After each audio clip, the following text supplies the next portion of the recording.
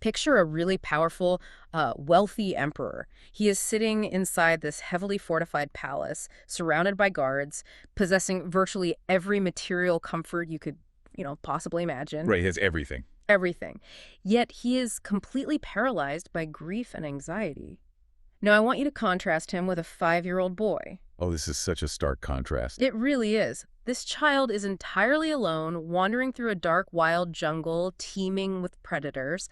But, and here's the crazy part, this child is totally invincible. It is a profound, almost jarring juxtaposition, really. Yeah. It forces us to just completely reevaluate our baseline assumptions about what it actually means to be secure. Welcome to today's deep dive. Our mission for you today is to explore a fascinating spiritual paradox hidden right inside that contrast. We're asking, why is the path of spiritual connection devotional service described as the absolute most difficult task in the universe, and yet simultaneously joyfully easy? It sounds like a riddle, but it makes perfect sense once you dig into the texts. Exactly. And to unpack this, we're pulling from a really rich stack of sources today. We are primarily focusing on the ancient Vedic text, the Srimad Bhagavatam, specifically Canto 4, Chapter 8. We also have some great insights from a modern research brief on sincerity. Right, the keynote brief titled The Heart of Sincerity, along with some beautifully detailed exegetical essays and visual slides that accompanied it. Okay, let's unpack this. The best place to start is probably with that paralyzed emperor you just mentioned. King Uttānapāda. Yes, King Uttānapāda. To understand his mindset, you have to realize that this is a man who literally rules the world. He has armies, treasuries, vast lands, but his internal landscape is, well, it's a total disaster. Complete chaos. Exactly. When the great traveling sage, Narada Muni, comes to visit him, the king is just a shell of a man. The text says his face is withered. And the reason his face is withered is honestly pretty heavy. He makes this agonizing confession to Narada. He basically admits that he has become deeply, blindingly addicted to his younger wife, Suruchi. It's a classic case of material attachment clouding judgment. Totally. And because of this intense attachment, he lost his natural sense of compassion. He allowed his pure-hearted 5-year-old son, Dhruva, and Dhruva's mother, Suniti, to just be banished. He essentially exiled his own flesh and blood just to appease his ego and his infatuation. Yeah. And now the reality of what he has done is just crashing down on him. I kept picturing this visual from our research slides. It showed this massive, dark, heavy palace representing the king. He's sitting on a throne, but his mind is absolutely torturing him. Because he's imagining what's happening to the boy. Right. He's vividly imagining his little boy, this innocent kid with a face like a lotus flower, as the text says, lying exhausted somewhere in the wilderness, about to be torn apart by wolves. Which is a terrifying thought for any parent. Exactly. The king has all the physical protection in the world, but he is completely helpless against his own mind. Which brings us to Narada's incredible response. Narada, observing all this grief, tells the king something really counterintuitive. He essentially says, do not grieve for the boy. Which sounds incredibly harsh at first. It does. But in text 68, Narada explains why. He says that Dhruva is Devaguptam. This translates to being well protected by the supreme personality of Godhead. And this introduces the foundational concept of our entire discussion today, Saranagati. Saranagati, which means surrender, right? Yes, the principle of complete surrender. I have to push back on this a little bit, though, because if you or I look at this scenario through a modern, practical lens, we usually think of the guy with the army and the castle as the one who is safe. Materially speaking, yes. Right. And a 5-year-old wandering in a jungle filled with tigers and wolves is, frankly, a victim waiting to happen. Why does the text present this complete reversal of reality? Make that make sense for me. How is the kid the safe one? It makes perfect sense when you understand what these texts define as true strength. Material strength, the castle, the army, the bank account. It's an illusion if it's built on a foundation of temporary attachments. Because you can lose it at any second. Exactly. The king is material dominant, but spiritually, he is completely helpless. He is tightly bound by his addiction to his wife, his fear of losing his false prestige, his anxiety over the future. He is a prisoner. So his attachments are literally his prison bars. Precisely. Whereas the materially helpless child is spiritually invincible. Why? Because true surrender, Saranagati, means you are never actually alone. You always have backup. The ultimate backup. The worldview presented here is that a surrendered soul carries this firm, unshakable conviction that wherever they are, even in a forest of predators, They are perpetually protected by the Supreme Lord. So the child has no material shelter, which kind of forces him to take the ultimate spiritual shelter. That's it, exactly. Okay, so if Dhruva is supposedly so well protected out there in the Mahavana forest, I'm trying to visualize what a 5-year-old is actually doing out there. Is he just hiding under a bush waiting to be rescued? Not at all. And that brings us to the central focus of our discussion today, which revolves around a really specific verse, text 69. Yes, text 69 is the anchor for this entire philosophy we're talking about. Narada declares to the grieving king that his son is not merely surviving, he is highly competent. He is out there performing a task that would be impossible, even for the greatest kings and the most brilliant sages. And the key Sanskrit word Narada uses here is suduskaram. Suduskaram. Meaning what, exactly? It translates literally to the most difficult task in life. Which naturally begs the question, what on earth is a kindergartner doing in the woods that qualifies as the most difficult task in the universe? According to the commentary by the scholar and translator Srila Prabhupada, the answer is profound in its simplicity. He writes that the most difficult task in life is to satisfy the supreme personality of Godhead. Wait a second, I need to jump in here because I think a lot of people listening will find that a bit contradictory. How so? Well, I always thought spiritual life, especially the path of bhakti or devotion, was supposed to be blissful. It's supposed to be natural. There are other texts that say it's joyfully performed.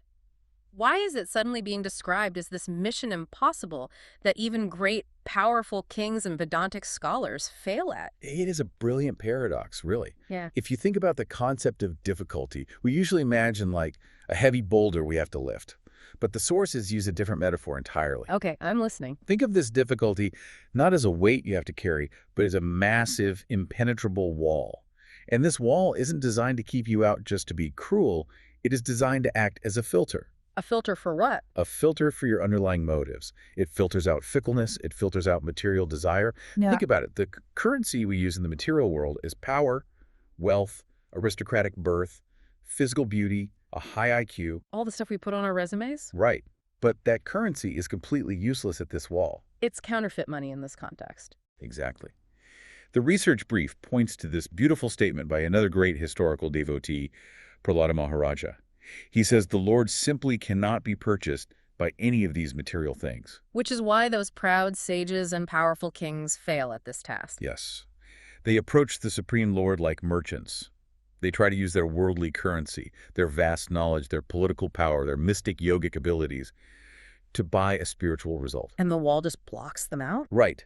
But a determined child or even an animal can pass right through that filter if they use the correct currency. Wait, an animal? Yeah, the text mentioned the famous story of Gajendra, an elephant. An elephant doesn't have a PhD. An elephant doesn't have a bank account.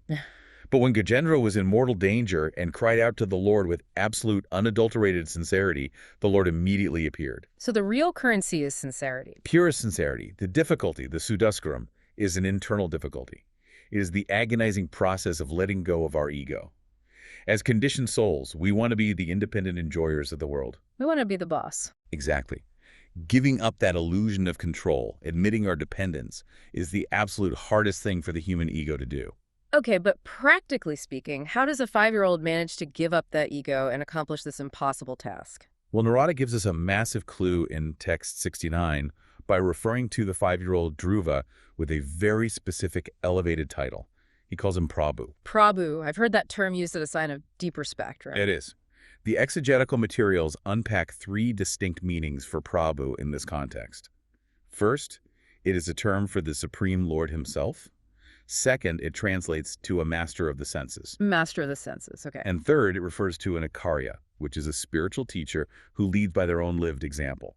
By calling this little boy Prabhu, Narada is signaling that Dhruva is completely mastering his senses, and by doing so, he is acting as a teacher for the rest of humanity. And when you dive into the details of exactly how Dhruva masters his senses in that forest, it's mind-blowing. It is extreme asceticism. It is very intense, yes. The texts lay out his meditation process month by month. In the first month, he's only eating fruits and berries, and only every 3rd day. Which is already incredibly difficult. Right. By the 2nd month, he drops the fruit completely. He's eating dry grass and leaves every 6 days. The 3rd month, he stops eating entirely and drinks water only every 9 days. The progression is this absolute withdrawal from material dependence. It gets wilder.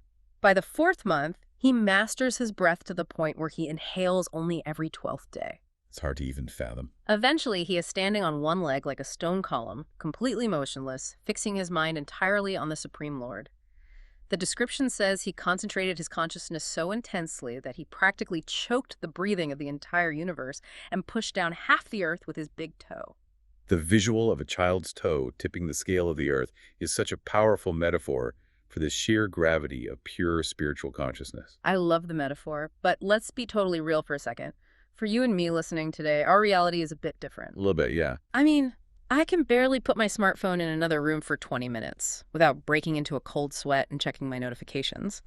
Hearing about a kid standing on one leg, breathing once every 12 days, it feels like I'm being asked to go run a 100-mile ultramarathon, and I can't even jog to my own mailbox without getting winded. Right. It feels completely unattainable. Am I just locked out of this process? That is an incredibly natural reaction, and it's exactly why understanding his title as Acharya, or teacher, is so critical here.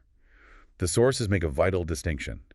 Dhruva is teaching us a principle, not demanding a literal replication of his physical feats. So I don't have to eat dry grass. No dry grass required. He's demonstrating what the Sanskrit terms vyavasayat buddhi, which means absolute resolute determination. Okay, so we are officially off the hook for the one-legged jungle diet. You are off the hook for the jungle asceticism. You are not expected to abandon your modern life and starve in a forest.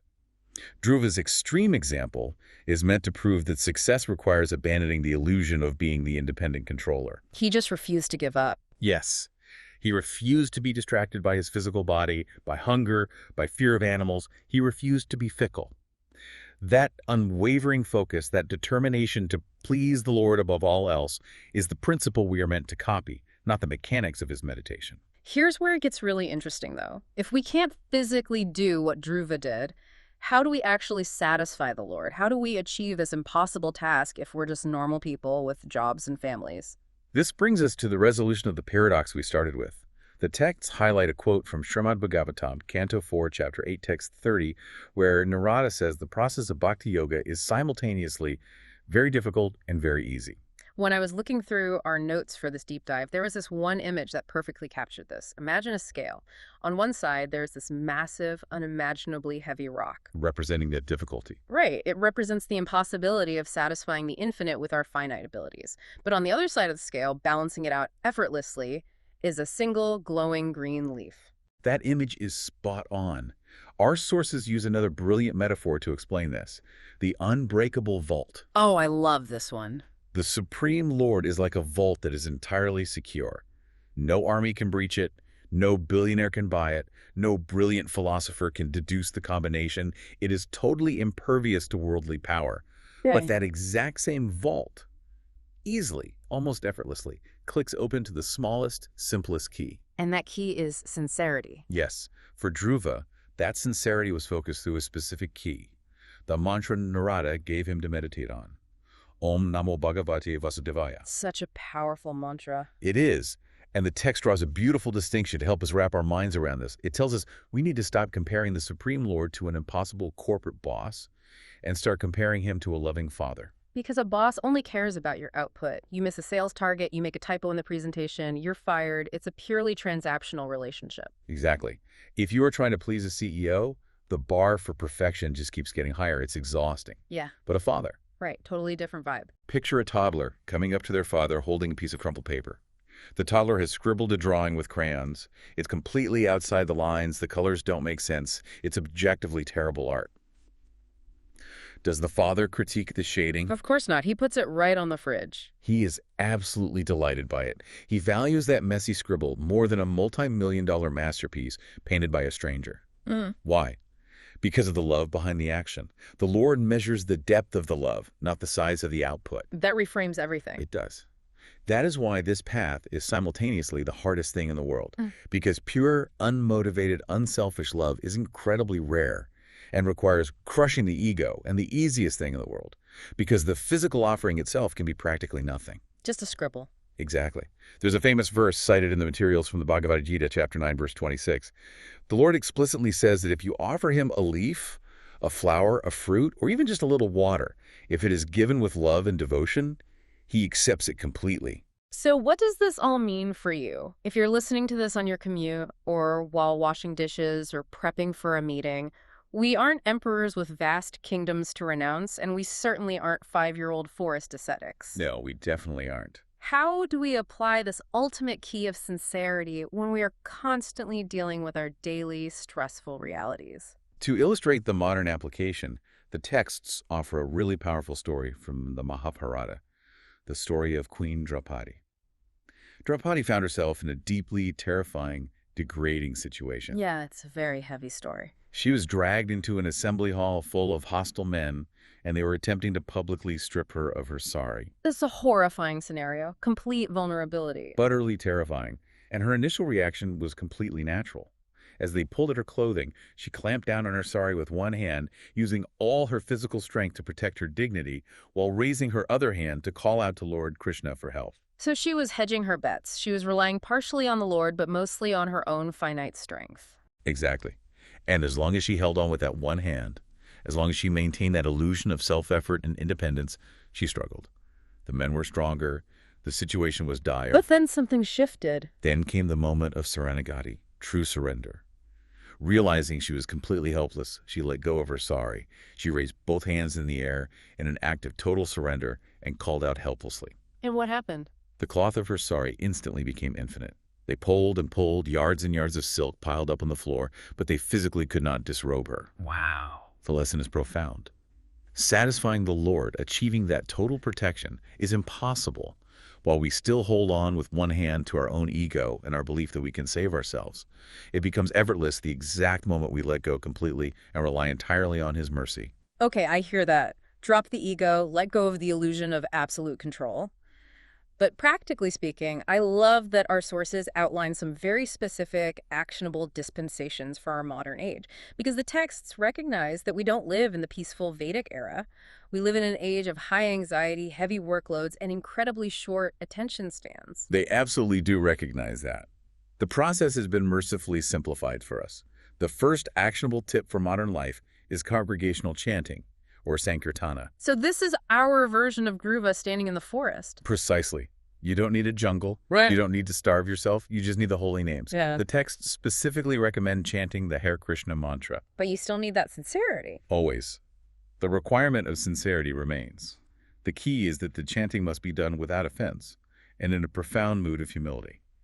The texts describe this as feeling lower than a straw in the street and more tolerant than a tree. That internal humility is basically the modern equivalent of standing on one leg. That's a great way to look at it.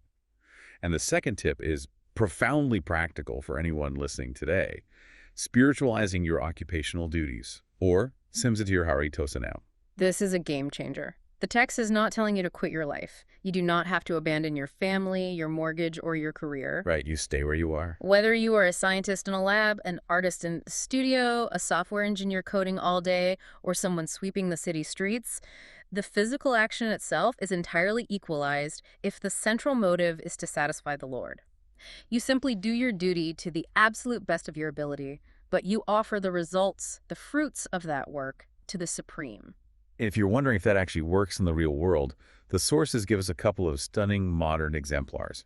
Look at Srila Prabhupada, the scholar who actually translated these texts into English. His story is unbelievable. At age 69, a time when most people are comfortably retiring, he boarded a freezing cargo ship called the Jaladuta to travel from India to America. And it was a brutal journey. Absolutely brutal. He suffered 2 major heart attacks during the 37-day voyage. He arrived in New York City with basically nothing. He had a few rupees, a typewriter, and some translated books. He had no institutional backing, no wealthy sponsors, but what he did have was that absolute unyielding determination, that vyavasayatmika buddhi, to please his spiritual teacher, and through that, to please the Lord. He is the modern Dhruva. The physical circumstances were a cargo ship instead of a jungle, but the internal resolute determination was identical. He lacked all material currency, but he was incredibly wealthy in the currency of sincerity. The texts also mention Jayananda Thakura. Here was a guy with a mechanical engineering degree who drove a cab in San Francisco. He took his life savings of $5,000, literally everything he had, and just gave it away to help print spiritual books. Which is such a massive leap of faith. And the most amazing part is, he was happiest when he was literally doing the grittiest work.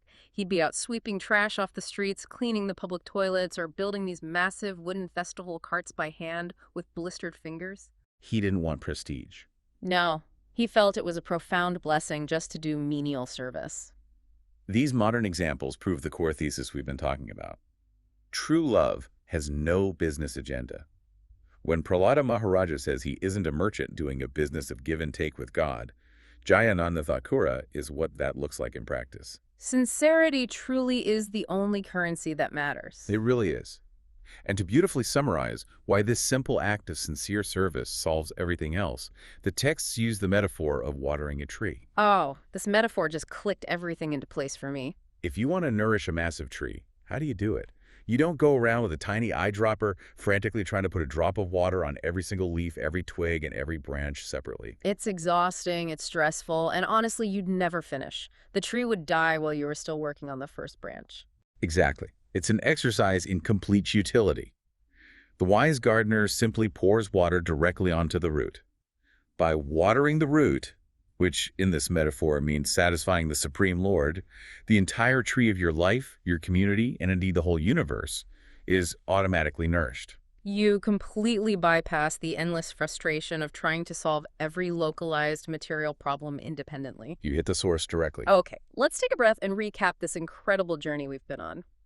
We started by looking into a dark, heavy palace at a helpless, grieving King Uttānapāda, a man who had everything but was completely paralyzed by his own material attachment. Right. His worldly currency couldn't save him. Then we contrasted him with his 5-year-old son, Dhruva, who walked away from everything into a dangerous forest and became completely invincible through his determination. We explored the central paradox of Siddhaskram, how satisfying the Supreme Lord is genuinely the most difficult task in life for the proud, the wealthy, and the materially attached, simply because worldly currency completely fails at the wall of devotion. But we learned it is simultaneously the easiest, most joyful task for the sincere soul. The unbreakable vault opens effortlessly to the smallest key of genuine love. Exactly, the toddler's drawing on the fridge. The big takeaway for you listening is this: you don't need to be an emperor. You don't need mystic powers or a high IQ, and you definitely don't need to go stand on one leg in a forest for 6 months. Thankfully. You just need to show up with absolute determination in whatever your daily duty is. Chant the names with humility, and offer your daily work with the pure, unmotivated love of a toddler handing a scribbled drawing to their father. It is a complete and total inversion of how society normally measures success, power, and security. So as we wrap up today's deep dive, we want to leave you with one final, incredibly provocative thought from the source material to mull over as you go about your day. The texts reference a brilliant ancient metaphor from the Upanishads: the two birds in a tree. Yes. Picture a large tree, which represents your physical, material body. Sitting on a branch of this tree are two very different birds. Okay, two birds. One bird is frantically hopping around, obsessively eating the fruits of the tree. Some of the fruits are sweet, representing moments of temporary material happiness, and some are bitter, representing distress, pain, and anxiety. This bird is stressed out, constantly hustling, always looking for the next piece of fruit. Which is a pretty accurate description of us, right? Constantly chasing the next promotion, the next purchase, the next hit of dopamine. That bird represents the conditioned soul. But here is the secret. Sitting right next to you, on the exact same branch of the exact same tree, is a second bird. The second bird. This is the witnessing bird. This represents the Supreme Lord, the super soul, residing within the heart. This second bird isn't frantic. He isn't eating the fruits of material life. He has accompanied you through millions of lifetimes, sitting quietly, simply waiting. Waiting for what? Waiting for his friend to turn around. The profound truth is that the most difficult task in the universe, satisfying the Supreme Lord, is actually accomplished in the fraction of a second it takes for that anxious, frantic bird to simply stop eating, stop chasing the temporary fruits, turn its head, and look at its eternal friend. Think back to where we started, with our helpless emperor and our invincible child. The emperor couldn't stop staring at the bitter fruits of his own anxiety and attachments. The child, in the middle of the dark forest, simply turned his head. He just looked to his friend. So the question we want to leave you with is, what happens if you just turn your head today? It changes absolutely everything. Thank you so much for joining us on this deep dive. Keep questioning, keep learning, and we'll see you next time.